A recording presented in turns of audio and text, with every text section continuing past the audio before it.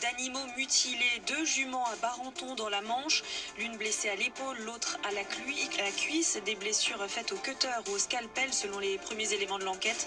La propriétaire veut porter plainte alors que ce type de mutilation se multiplie partout en France. Emmanuel Macron confirme qu'un projet de loi contre le séparatisme religieux, le repli communautaire sera présenté à l'automne. Le président l'a dit depuis le Panthéon à Paris ce matin.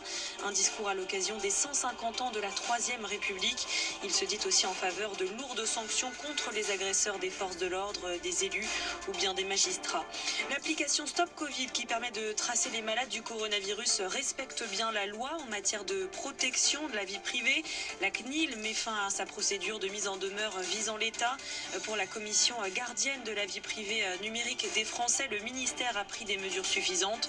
Le coronavirus qui est à l'origine de 22 fermetures d'établissements scolaires, les élèves d'une centaine de classes aussi renvoyés chez eux 3 jours après la rentrée. Les transports en commun deviennent gratuits à Montpellier le week-end. Ce sera le cas dès demain pour les bus et tramways du réseau métropolitain. Une promesse de campagne du maire socialiste Mickaël Delafosse.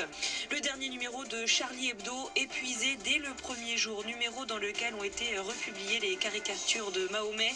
Des dessins qui avaient fait de la rédaction une cible pour les terroristes. Alors que le procès des attentats de janvier 2015 débute cette semaine, le journal satirique va de nouveau imprimer 200 000 exemplaires. France Info.